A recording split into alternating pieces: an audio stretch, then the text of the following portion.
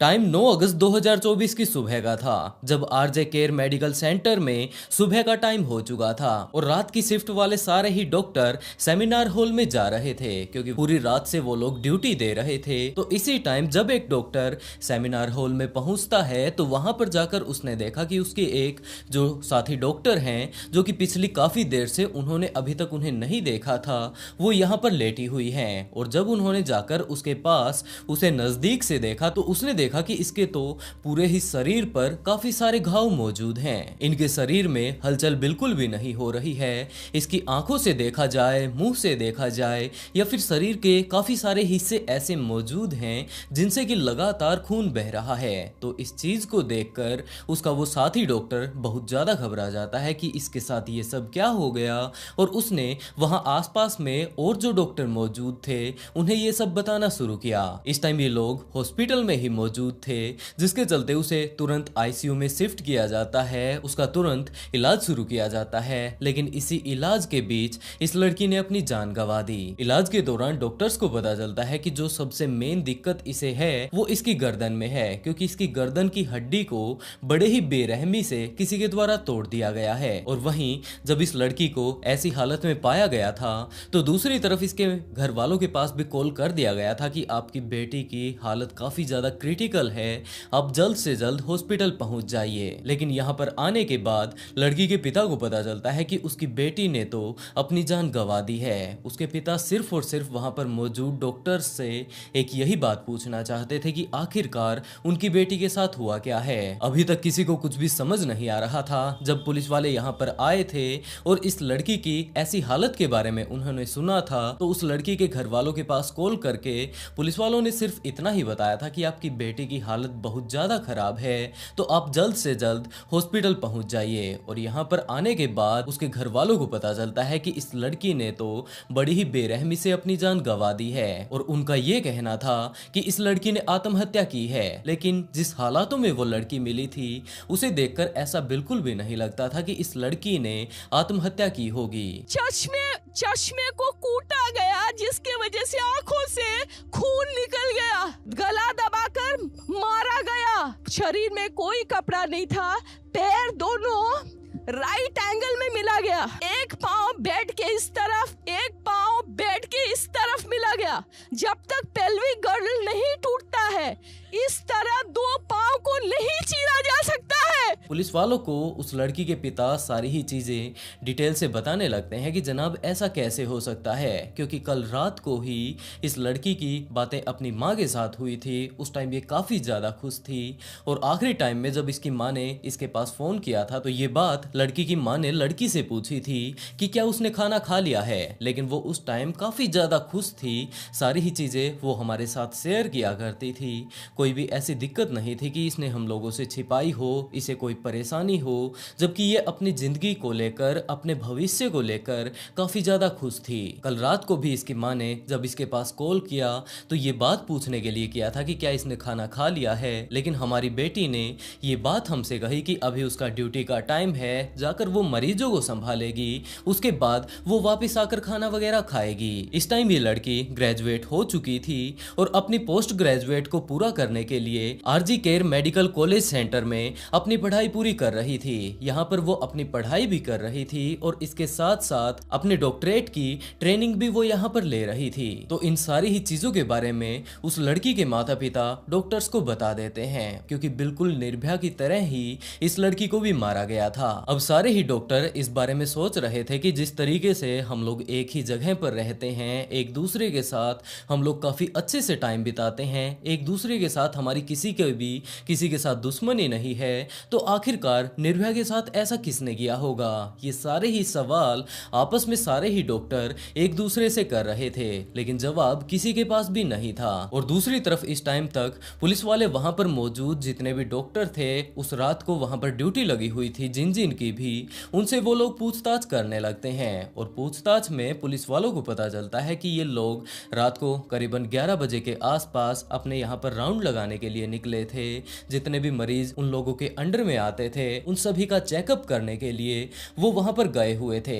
उसके बाद करीबन 12-1 बजे तक वो लोग वापस आ गए थे। यहाँ पर बैठकर उन्होंने आराम से खाना खाया था और काफी देर तक उन्होंने नीरज चोपड़ा के गेम के ऊपर डिस्कशन किया था। उसके बाद दोबारा से वो अपनी ड्यूटी पर चले जाते हैं। बीच बीच में आपस में वो लोग मिलते भी रहते हैं और उसके बाद समय हो चुका था 3 बजे का, जब निर्भया ने अपने साथी डॉक्टर्स से ये बात कहनी शुरू की कि वो बहुत ज्यादा थक चुकी है, लगातार वो अपनी ड्यूटी देती आ रही थी, तो वो कुछ एक देर के लिए आराम करना चाहती है। उसके साथी डॉक्टर्स ने ये बात कही कि वो लोग वहां पर उनके मरीजों को संभाल लेंगे, अगर वो चाहे तो वो जाकर थोड़ी देर आराम कर सकती है। और उसके बाद डॉक्टर निर्भया इसी बिल्डिंग के 4th फ्लोर पर बने सेमिनार हॉल में आ जाती है और यहाँ पर आकर वो लेट जाती है। लेकिन उसके बाद ना तो उसकी किसी ने चीख सुनी ना पुकार सुनी। जस्ट अगले ही दिन सुबह सुबह जब इन सारे ही डॉक्टर्स की शिफ्ट चेंज होती है तो वो लोग भी सेमिनार हॉल में जा पहुंचते हैं और वहां पर जाकर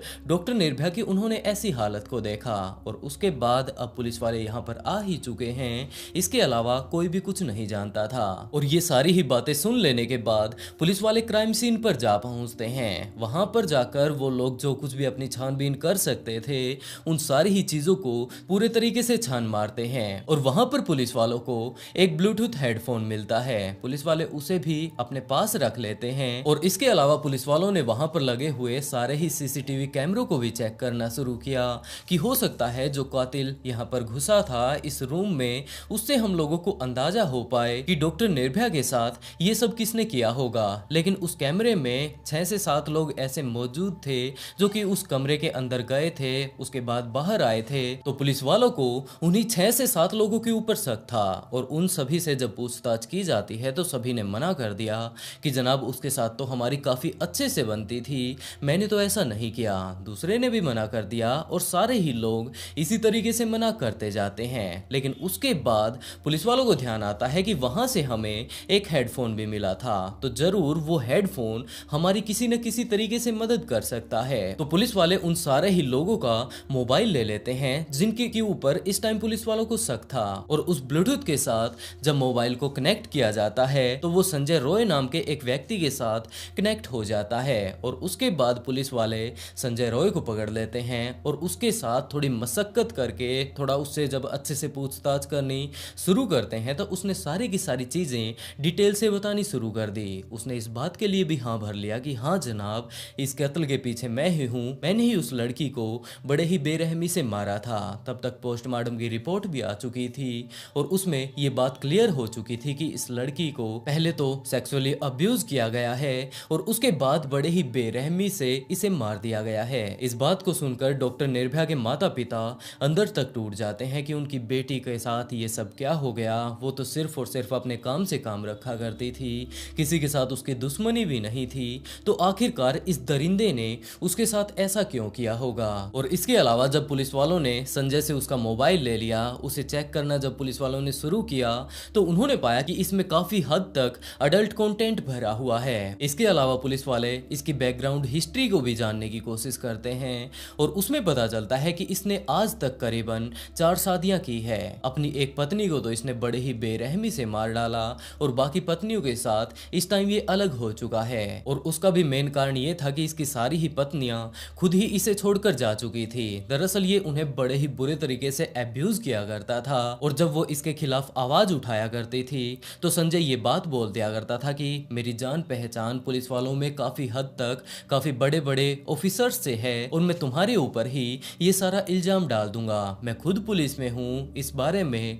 वो काफी सारे लोगों को बताया करता था। ये सारी ही बातें करके वो अपने जान पहचान वालों को, अपनी पत्नी को इस टाइम डराया करता था। लेकिन असल में अगर देखा जाए तो वो सिर्फ और सिर्फ एक सिविल वॉलेंटियर था, यानी कि जब भी किसी शहर के ऊपर या फिर किसी स्पेसिफिक जगह पर कोई आपदा आ जाती है तो पुलिस वालों की मदद करने के लिए जो वो लोग सहायक के तौर पर रखा करते थे ये वही था। और इस टाइम ये सिविल वॉलेंटियर के तौर पर यहाँ पर हॉस्पिटल में लगा हुआ था और बिल्कुल इसी तरीके से वो अपनी पत्नियों को डराया करता था। और यही कारण था कि उसकी सारी ही पत्नी उससे जस्ट दूर हो जाया करती थी, उससे किसी भी तरीके का वो पंगा नहीं लेना चाहती थी। और बात अगर इस रात की जाए तो वो उस रात भी काफी सारी अडल्ट वीडियो देख लेने के बाद शहर में पहले तो यूं ही घूमता रहता है। उसके बाद उसे इस बात की अथॉरिटी तो मिल ही चुकी थी क्योंकि वो एक सिविल वॉलेंटियर के तौर पर काम किया करता था। तो वो हॉस्पिटल जा पहुंचता है और वहां पर जाकर नाइट शिफ्ट में जो जो डॉक्टर काम कर रहे थे उनकी मदद करने लगता है। बताया जाता है कि इससे पहले ये रेड लाइट एरिया में भी गया था। वहां पर काफी देर घूम लेने के बाद दोबारा से ये हॉस्पिटल जा पहुंचता है और वहां पर जाकर काफी देर तक डॉक्टर्स के साथ टाइम बिताता है। सारे ही डॉक्टर्स की इसके साथ काफी अच्छे से जान पहचान हो चुकी थी और यही कारण था कि सारे ही डॉक्टर इसे अपने स्टाफ का ही एक मेंबर समझा करते थे। और उस रात वो वहां पर सिर्फ अपनी ड्यूटी नहीं निभा रहा था जबकि उसकी गंदी नजर डॉक्टर निर्भया के ऊपर भी थी। वैसे तो उसने अपनी गंदी नजर पिछले काफी दिनों से इसके ऊपर डाल रखी थी लेकिन सही समय उसे नहीं मिल रहा था। और अब की अगर बात की जाए तो उसे पता चल चुका था कि डॉक्टर निर्भया करीबन 3 बजे ये बात बोलकर गई थी कि वो कुछ एक देर के लिए आराम करना चाहती हैं और वो इस टाइम सेमिनार हॉल में ही होंगी। तो वो भी करीबन 4 बजे के आसपास वहां पर उस हॉल में जा पहुंचता है। पहले तो वो यूं ही वहां पर नॉर्मली चक्कर लगाता रहता है। सबसे पहले वहां का मुआयना वो करता है कि कोई और उसे देख ना ले अंदर जाते हुए, क्योंकि यहाँ पर सीसीटीवी कैमरा तो बहुत ही कम लगे हुए हैं। लेकिन मुझे यहाँ आसपास में जो और डॉक्टर हैं उनकी नजरों से भी बचकर जाना होगा। तो वो इसी तरीके से छानबीन करते हुए कि कोई उसे देख तो नहीं रहा है, करीबन 4 बजे सेमिनार हॉल में जा पहुंचता है। और उसके बाद उसने वहां पर जाकर देखा कि डॉक्टर निर्भया इस टाइम आराम से लेटी हुई है। तो वो उसके ऊपर हमला कर देता है और अगले काफी देर तक वो उसके साथ वहां पर दुष्कर्म करता है। लेकिन वो इस चीज को भी बिल्कुल नहीं चाहता था कि ये बाहर आकर उसका नाम सभी लोगों को बता दे और उसके बाद इसे जेल में जाना पड़े। जिसके चलते आखिरी टाइम में जब ये वहां से वापिस आ रहा था तो उसने डॉक्टर निर्भया की गर्दन की हड्डी को तोड़ दिया और इस टाइम वो काफी ज्यादा क्रिटिकल हालत में थी। खुद तो वो नीचे नहीं आ सकती थी, तो वो वहीं पर शायद बेहोश हो गई होगी। और उसके बाद ये नीचे आ जाता है। नीचे आने के बाद काफी सारे हमले वो उसके ऊपर करके आया था, तो यही कारण था कि उसके ऊपर खून के छींटे भी बहुत सारे लग चुके थे। लेकिन वो बिल्कुल भी नहीं चाहता था कि वो पकड़ में आए, क्योंकि उसने कत्ल तो कर दिया है और यहाँ पर इन्वेस्टिगेशन भी होने वाली है। तो सबसे पहले वो अपने घर पर जाता है। वहां पर जाकर वो थोड़ी देर के लिए लेट जाता है और लेटते ही उसे नींद आ जाती है, क्योंकि इस टाइम इसने शराब भी पी रखी थी और शराब पीने के कारण उसे नींद आ जाती है। कुछ एक देर बाद दोबारा से उसकी नींद खुलती है और नींद खुलते ही उसे पता चलता है कि इस टाइम इसके शरीर पर काफी सारे खून के छींटे लगे हुए हैं। तो हो सकता है पुलिस वाले जब इन्वेस्टिगेशन इस चीज की करें तो वो लोग इस चीज को देख लें कि इसके कपड़ों पर खून लगा हुआ है, तो मुझे ये सारे सबूत मिटाने होंगे। और इसके तौर पर वो अपने सारे ही कपड़ों को अच्छे से धोकर वहीं पर सुखा देता है। पुलिस वाले उसके घर पर जाकर उन सारे ही कपड़ों को चेक भी करते हैं, उसके जूतों को भी चेक करते हैं जो कि वो धोना भूल गया था और इस टाइम भी उसके जूतों पर खून लगा हुआ था। ये सारी ही इन्वेस्टिगेशन पुलिस वाले इस टाइम कर रहे थे। लेकिन अभी भी दूसरी तरफ जो इसके साथी डॉक्टर थे निर्भया के, वो ये बात बोल रहे थे कि जनाब हमें नहीं लगता ये वहां पर अकेला होगा, हमें ये बात लगती है कि जरूर वहां पर कोई ना कोई और भी इसके साथ था, क्योंकि अगर वो अकेला होता तो वो उसके हाथों को पकड़ सकता था। एक हाथ से सिर्फ और सिर्फ एक हाथ को ही पकड़ पाता, निर्भया कम से कम चिल्ला तो सकती थी, लेकिन हम लोगों तक उसकी एक भी चीख नहीं पहुंच पाई। तो हम लोगों को इस बात का शक है कि जरूर वहां पर इसके अलावा कोई ना कोई और भी मौजूद था और इस केस को अच्छे से इन्वेस्टिगेट किया जाए। इन सारी ही चीजों के बारे में पता चलते ही राजनीतिक पार्टियां भी इसमें कूद पड़ती हैं और सारे ही लोग अपनी अपनी बातें बोल रहे थे। काफी सारे ऐसे थे जो कि वहां की मौजूदा राजनीतिक पार्टी है उसे अपना निशाना बना रहे थे और काफी सारे लोग अपनी अपनी बातें बोल रहे थे। और अभी भी वहां पर मौजूद डॉक्टर इस बात को लेकर प्रोटेस्ट कर रहे हैं कि इस केस को अच्छे से इन्वेस्टिगेट किया जाए, क्योंकि ये सारे ही कांड आज निर्भया के साथ हुए हैं। अगर उसे न्याय नहीं मिलता है तो ये कल को किसी और के साथ भी हो सकते हैं। वैसे दोस्तों, आप लोग इस केस के बारे में क्या कहना चाहेंगे? निर्भया ने अपनी पूरी ही जिंदगी लगाकर काफी ज्यादा मेहनत करके वो एक डॉक्टर बनना चाहती थी। वो उनके माता पिता की इकलौती संतान थी जो कि अपनी जिंदगी में काफी ज्यादा मेहनत करके थोड़ा आगे बढ़ना चाहती थी, लेकिन इस तरीके के घटिया लोगों के कारण उसने अपनी जान गंवा दी।